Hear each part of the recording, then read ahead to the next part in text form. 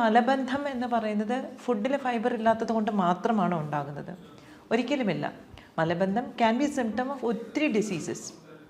പക്ഷെ ഞാൻ ഇന്നിവിടെ നിങ്ങളായിട്ട് ഷെയർ ചെയ്യാൻ പോകുന്നത് നമ്മുടെ നമ്മൾ കോമൺ ആയിട്ട് പല രീതിയിൽ നമ്മൾ ഫൈബർ കൊടുക്കുന്നു, ആളുടെ മലബന്ധം മാറുന്നില്ല, അതുകൊണ്ടുണ്ടാകുന്നൊരു ഡിസ്ട്രെസ് വളരെ അധികം തന്നെയാണ്. ശരിക്കും പറഞ്ഞാൽ ഒരു നല്ലൊരു പ്രതിവിധി എന്താണെന്ന് വെച്ചാൽ ഇത് ഇത്രയും തന്നെ ഉൾപ്പെടുത്തി കഴിഞ്ഞിട്ടുണ്ടെങ്കിൽ കുറേയൊക്കെ നമുക്ക് ഈ ലോസ്റ്റ് ആയിട്ടുള്ള ഡൈജസ്റ്റീവ് ബാക്ടീരിയനെ നമുക്ക് റീപ്ലനിഷ് ചെയ്യാനായിട്ട് സാധിക്കും.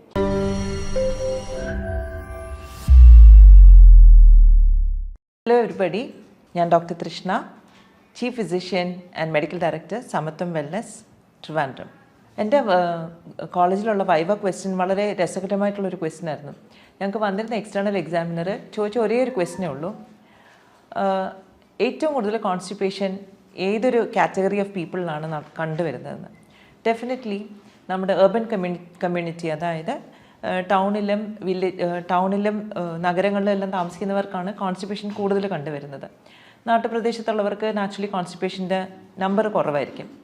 കാരണം എന്താണ്? അവരുടെ ഭക്ഷണത്തിലുള്ള നാച്ചുറലായിട്ടുള്ള ഫൈബറും ബാക്കി കാര്യങ്ങളൊക്കെ. പക്ഷേ ഇത് കുറേ വർഷം, ഒരു 10-15 വർഷം മുമ്പേ ഉള്ള ഒരു ഇൻഫർമേഷനായിരുന്നു. ഫൈബർ നമ്മുടെ ഭക്ഷണത്തിൽ കുറയുന്നു, അതുകൊണ്ട് നമുക്ക് കോൺസ്റ്റിപ്പേഷൻ വരുന്നു എന്ന്. അതുകൊണ്ട് തന്നെ ഒരുപാട് ഫൈബർ റിച്ച് ഫുഡ് കഴിക്കാൻ തുടങ്ങി. കുറേ പേര് ഇസബ്ഗോൾ അല്ലെങ്കിൽ ഫൈബർ ആയിട്ട് തന്നെ ഡയറ്ററി സപ്ലിമെൻ്റ് ഒക്കെ എടുക്കാൻ തുടങ്ങി. ഡെഫിനറ്റ്ലി കുറേ പേർക്കെങ്കിലും കോൺസ്റ്റിപ്പേഷൻ ഇത് വളരെ ഇഫക്റ്റീവായിട്ട് തോന്നിക്കാണും. പക്ഷേ മലബന്ധം എന്ന് പറയുന്നത് ഫുഡിൽ ഫൈബർ ഇല്ലാത്തത് കൊണ്ട് മാത്രമാണോ ഉണ്ടാകുന്നത്? ഒരിക്കലുമില്ല. മലബന്ധം ക്യാൻ ബി സിംറ്റം ഓഫ് ഒത്തിരി ഡിസീസസ്. പക്ഷെ ഞാൻ ഇന്നിവിടെ നിങ്ങളായിട്ട് ഷെയർ ചെയ്യാൻ പോകുന്നത് നമ്മുടെ നമ്മൾ കോമൺ ആയിട്ട് പല രീതിയിൽ നമ്മൾ ഫൈബർ കൊടുക്കുന്നു, ആളുടെ മലബന്ധം മാറുന്നില്ല, അതുകൊണ്ടുണ്ടാകുന്നൊരു ഡിസ്ട്രെസ് വളരെ അധികം തന്നെയാണ്. അപ്പോൾ നമുക്ക് ഇതിന് ശരിക്കും പറഞ്ഞാൽ ഒരു നല്ലൊരു പ്രതിവിധി എന്താണെന്ന് വെച്ചാൽ, ഇപ്പം ഒരുപാട് റിസർച്ച് ചെയ്യുന്ന ഒരു ഏരിയയാണ് നമ്മുടെ ഡൈജസ്റ്റീവ് സിസ്റ്റത്തിലുള്ള ഹെൽത്തി ബാക്ടീരിയനെ പറ്റി. ഇതിന് ഗട്ട് ബാക്ടീരിയ എന്ന് പറയും. സാധാരണഗതിയിൽ നേരത്തെയൊക്കെ, അതായത് നമ്മുടെ അച്ഛനമ്മമാരുടെ ജനറേഷൻ്റെ സമയത്തൊക്കെ ഇതിൽ വലിയ പ്രശ്നം ഉണ്ടായിരുന്നില്ല. കാരണം അന്നത്തെ കാലത്ത് അവരുടെ ഫുഡ് ഹാബിറ്റ്സ് എന്ന് പറയുന്നത് നമ്മുടെ പറമ്പിലുള്ള ഫ്രൂട്ട്സ് ആൻഡ് വെജിറ്റബിൾസും ഒക്കെ ആയിരിക്കും കഴിക്കുന്നുണ്ടാവുക. പുറത്തുപോയി അങ്ങനെ കഴിക്കലില്ല. പിന്നെ ഈ പറഞ്ഞ കണക്ക് ഹോട്ടലിൽ നിന്ന് സൊമാറ്റോയും സ്വിഗ്ഗിയും ഓർഡർ ചെയ്ത് കഴിക്കുന്നൊരു പോസിബിലിറ്റിയേ അന്നില്ല. I think nobody even thought about it. പക്ഷേ ഇന്നത്തെ കുട്ടികൾ ഫേസ് ചെയ്യുന്നൊരു ചാലഞ്ച് എന്താണെന്ന് പറഞ്ഞാൽ, ഫ്രഷ് ആയിട്ടുള്ള ഫുഡ് വളരെ മിനിമലാണ് അവൈലബിൾ. കൂടുതലും ഫ്രോസൺ ഫുഡ്സാണ്. മാത്രമല്ല ഈ ഫ്രോസൺ ഫുഡിൻ്റെ പ്രത്യേകിച്ച് റീഹീറ്റ് ചെയ്യുന്നതോറും, ഓരോ പ്രാവശ്യം നമ്മളിത് കുക്ക് ചെയ്യുന്നതോറും ഇതിൽ കുറേ കൂടി ന്യൂട്രിയൻസ് കുറഞ്ഞു വരികയാണ്. അപ്പോൾ നാച്ചുറലി നമ്മൾ കഴിക്കുമ്പോൾ ഇതിനകത്ത് ന്യൂട്രിയൻസ് പറഞ്ഞാൽ വളരെ കുറവായിരിക്കും. പക്ഷേ നമ്മൾ ഒരുപാട് വില കൊടുത്ത്, അതായത് എനിക്ക് തോന്നുന്നൊരു നമ്മൾ സൊമാറ്റോയിലും സ്വിഗ്ഗിയിലൊക്കെ ഓർഡർ ചെയ്യുമ്പോഴത്തേക്ക് ഇരട്ടി വില കൊടുത്ത് സാധനം ഓർഡർ ചെയ്യുന്നു. ടേസ്റ്റ് ഉണ്ടാവും, പക്ഷേ നമ്മുടെ ആരോഗ്യത്തിന് വലിയ മെച്ചമൊന്നും അതുകൊണ്ടില്ല. ഇൻഫാക്റ്റ് അത് ദോഷമാണ് ചെയ്യുന്നത്. അപ്പം ക്രോണിക് കോൺസ്റ്റിപ്പേഷൻ, അതായത് കാലാകാലങ്ങളായിട്ട് നീണ്ടു നിൽക്കുന്ന കോൺസ്റ്റിപ്പേഷന് മിക്കവാറും കാരണം നമ്മുടെ അതായത് നമ്മുടെ ഡൈജസ്റ്റീവ് സിസ്റ്റത്തിലുള്ള ഹെൽത്തി ബാക്ടീരിയയുടെ അഭാവമാണ്. പ്രത്യേകിച്ചും ഇത് ഒരുപാട് വർഷങ്ങളായിട്ട് നീണ്ടു നിൽക്കുന്ന കോൺസ്റ്റിപ്പേഷൻ ആണെങ്കിൽ അത് ഡയറ്റ് ഓറിയൻറ്റഡ് അല്ല. കാരണം എനിക്ക് ഈയിടയ്ക്ക് ഒരു പേഷ്യൻ്റ് ഉണ്ടായിരുന്നു. പുള്ളിക്കാരിക്ക് കുട്ടിക്കാലം മുതലേ കോൺസ്റ്റിപ്പേഷൻ ഉണ്ട്. പക്ഷേ ഈ ഇടയായപ്പോഴത്തേക്ക് അത് വളരെ മോശമായി. അവരെന്ന് പറഞ്ഞാൽ IIM പ്രൊഫസറാണ്. അപ്പോൾ പുള്ളിക്കാരി വളരെ ഓർഗാനിക് ഫുഡാണ്, വളരെ ഹെൽത്ത് കോൺഷ്യസ് ആണ്, യാതൊരു വിധത്തിലുള്ള ജങ്കും ഒന്നും കഴിക്കില്ല. But still she got a very very severe episode of constipation.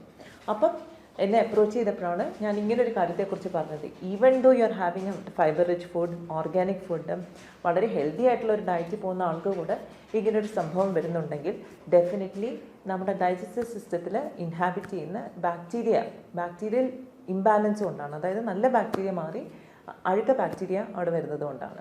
ഇതെങ്ങനെ സംഭവിക്കുന്നു? സത്യം പറഞ്ഞാൽ നമ്മുടെ കുട്ടിക്കാലത്തൊക്കെ നമുക്കൊരു ചെറിയൊരു പനി വരുമ്പോഴോ ഇൻഫെക്ഷൻ വരുമ്പോഴത്തേക്കോ പലപ്പോഴും ഡോക്ടറെ അടുത്ത് കൊണ്ടുപോകുമ്പോൾ എക്സ്റ്റെൻസീവായിട്ട് ആൻറ്റിബയോട്ടിക്സ് യൂസ് ചെയ്തിരുന്ന ഒരു കാലം ഉണ്ടായിരുന്നു. ഇപ്പോഴൊക്കെ കുറേ പീഡിയാട്രീഷ്യൻസൊക്കെ ആൻറ്റിബയോട്ടിക് അത്യാവശ്യമില്ല, വേണമെങ്കിൽ കഴിച്ചാൽ മതി എന്നുള്ളൊരു കോൺസെപ്റ്റിലേക്ക് പോയിട്ടുണ്ട്. പക്ഷേ I think 80s and 90s ഒരുപാട് ആൻറ്റിബയോട്ടിക്സ് യൂസ് ചെയ്തൊരു കാലഘട്ടം ഉണ്ടായിരുന്നു. അപ്പം ഒരു ചെറിയ ഇൻഫെക്ഷൻ, നാച്ചുറലി കുട്ടികൾ സ്കൂളിൽ പോകുമ്പോഴത്തേക്ക് വേറെ കുട്ടികളുടെ ഇൻഫെക്ഷൻ വരും, അപ്പർ റെസ്പിറേറ്ററി ഇൻഫെക്ഷൻ വരും. അപ്പോൾ അതിന് ഉടനെ ഡോക്ടറിൻ്റെ അടുത്ത് പോകുമ്പോഴത്തേക്ക് ആൻറ്റിബയോട്ടിക് കൊടുക്കുന്ന ഒരു സിറ്റുവേഷൻ ഉണ്ടായിരുന്നു. ഈ ഒരുപാട് ആൻറ്റിബയോട്ടിക് കഴിക്കുന്ന സമയത്ത് നമ്മുടെ ഹെൽത്തി ആയിട്ടുള്ള നാച്ചുറൽ ആയിട്ടുള്ള ബാക്ടീരിയ പോലും നമ്മുടെ ഡൈജസ്റ്റീവ് സിസ്റ്റത്തിന് നശിച്ചു പോകുന്നു.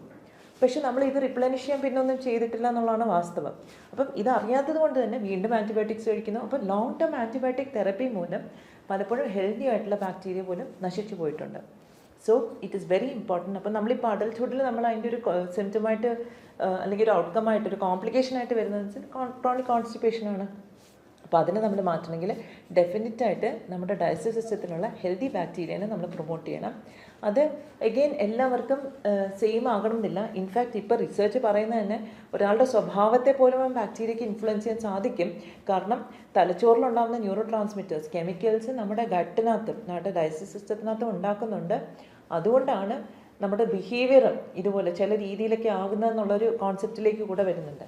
അപ്പോൾ ഞാൻ പറഞ്ഞത് എന്താണെന്ന് വെച്ചാൽ അത്രയ്ക്ക് ഇമ്പോർട്ടൻ്റ് ആണ് ഈ ബാക്ടീരിയ, ഹെൽത്തി ബാക്ടീരിയ നമ്മുടെ ഇൻറ്റസ്റ്റൈനകത്ത്, നമ്മുടെ സ്മോൾ ഇൻറ്റസ്റ്റൈനകത്തും ലാർജ് ഇൻറ്റസ്റ്റൈനകത്തും എല്ലാം ഉണ്ടാവേണ്ടത്.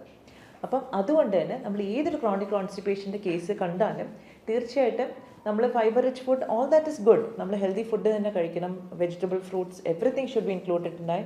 പക്ഷേ നമ്മുടെ ഈ ഒരു ഹെൽത്തി ബാക്ടീരിയയുടെ ഒരു കാര്യം കൂടെ നമ്മൾ ശ്രദ്ധിക്കാനുണ്ട്. അപ്പോൾ അതിനെ what can we start with? നമുക്ക് ചിലപ്പം കമേഴ്ഷ്യലായിട്ടുള്ളൊരു ബാക്ടീരിയൽ കൾച്ചർ ആയിരിക്കില്ല. We can just start with തൈര്. നമ്മുടെ വീട്ടിലുണ്ടാകുന്ന തൈര് തന്നെ നമ്മൾ ധാരാളം കൺസ്യൂം ചെയ്യാം. അപ്പോൾ അതിലുള്ളൊരു പ്രശ്നം വരുന്നതെന്ന് വെച്ചാൽ നമ്മുടെ കാലാവസ്ഥ അനുസരിച്ച് ചില ആൾക്കാർക്ക് അലർജി, ചുമ വരും, ജലദോഷം വരും, ശ്വാസമുട്ടലുണ്ടാവും. അപ്പോൾ അങ്ങനെയുള്ളവർക്കൊക്കെ തൈര് കഴിക്കാൻ പറ്റുമോ, അത് തണുപ്പിക്കില്ലേ എന്നൊക്കെ ഉള്ളൊരു ക്വസ്റ്റ്യൻ വന്നേക്കാം.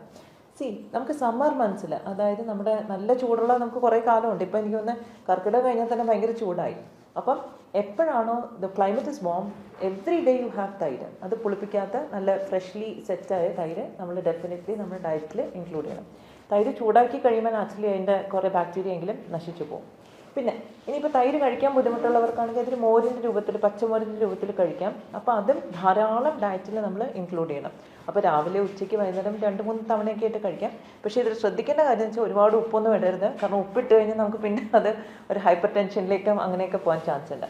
അപ്പം ധാരാളം ബട്ടർ മിൽക്ക്. എനിക്കൊന്ന് ഇന്ത്യൻ ട്രഡീഷണൽ ഡയറ്റ് പാറ്റേൺ നോക്കിയാൽ നോർത്തിൽ നിന്ന് സൗത്ത് വരെ ഒന്നിയിൽ ലസ്സി ഉണ്ടാവും, അല്ലെങ്കിൽ കടി ഉണ്ടാവും, അല്ലെങ്കിൽ തൈര്. ഇങ്ങനെ എല്ലാ സ്റ്റേറ്റിലുള്ള ക്യുസീനിലും നമ്മൾ ഈ തൈരിൻ്റെ ഒരു ഇൻഗ്രീഡിയൻറ്റ് എന്തായാലും ഉണ്ടായിരുന്നു. നമുക്കാണെങ്കിൽ മോര് കാച്ചിയതും പച്ചമോരും എല്ലാം ഉണ്ട്.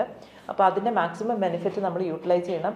ഇന്ന് പാശ്ചാത്യരാണ് നമ്മുടെ തൈരിൽ ഇതുണ്ട് അല്ലെങ്കിൽ മഞ്ഞളിൽ ഇതുണ്ടെന്നൊക്കെ പറഞ്ഞിട്ട് അവർ പേറ്റൻറ്റ് എടുക്കുന്നു. പക്ഷെ നമ്മുടെ തനതായ ഇൻഗ്രീഡിയൻസ് ഉപയോഗിച്ച് തനതായ രീതിയിൽ ഭക്ഷണം നമ്മൾ പ്രത്യേകം ഉപയോഗിക്കാനായിട്ട് ശ്രദ്ധിക്കണം. അപ്പം ഡെഫിനറ്റ്ലി തൈര് ഡയറ്റിൽ ഇൻക്ലൂഡ് ചെയ്യാം, മോര്, പച്ചമോര് ഇൻക്ലൂഡ് ചെയ്യാം.